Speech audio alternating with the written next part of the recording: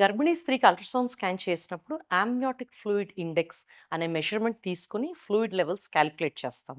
AFI 24 కానీ అంతకంటే ఎక్కువ కానీ ఉంటే పాలిహైడ్రామియాస్ లేదా ఎక్సెసివ్ లైకర్ ఉమ్మనీరు అధికంగా ఉందన్న డయాగ్నోస్ చేస్తాము.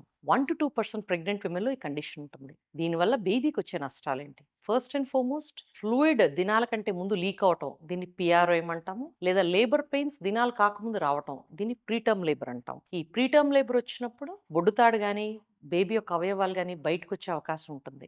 సో అందుకని బేబీకి ఇది dangerous. Second, fetal malposition అంటే ఫ్లూయిడ్ ఎక్కువ ఉంటుంది కాబట్టి ఫ్రీగా పిండం లోపల తిరుగుతుంది.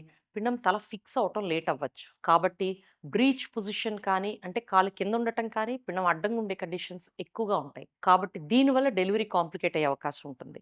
ఫైనల్గా ఒకవేళ తల్లికి బ్లడ్ షుగర్ ఎక్కువ ఉండటం వల్ల ఫ్లూయిడ్ ఎక్కువ ఉన్న బేబీస్ డెలివరీ అయ్యాక బ్లడ్ షుగర్ లెవెల్ ఫ్లక్చుయేషన్స్ వల్ల ఫీటల్ డిస్ట్రెస్ వచ్చే అవకాశం ఉంటుంది. మరి తల్లికి వచ్చే ప్రాబ్లమ్స్ ఏంటి? ఫ్లూయిడ్ ఎక్కువ ఉండటం వల్ల దినవారీ చర్యలు కూడా తల్లి చేయలేదు, ఆయాసం. ఇదొక్కటే కాదు, ప్లసెంటల్ అబ్రప్షన్ అంటే డెలివరీ తర్వాత ఓడాల్సిన మాయ డెలివరీ కంటే ముందు ఓడటం వల్ల తల్లికి బేబీకి ఇద్దరికీ ప్రమాదకారి. థర్డ్, డెలివరీ అయ్యాక గర్భసంచి వీలైనంత సంకోచించలేదు.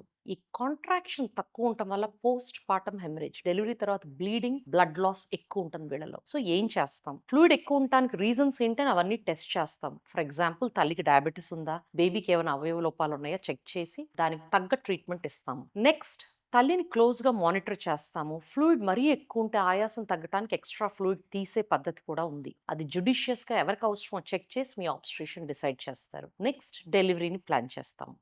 Thank you.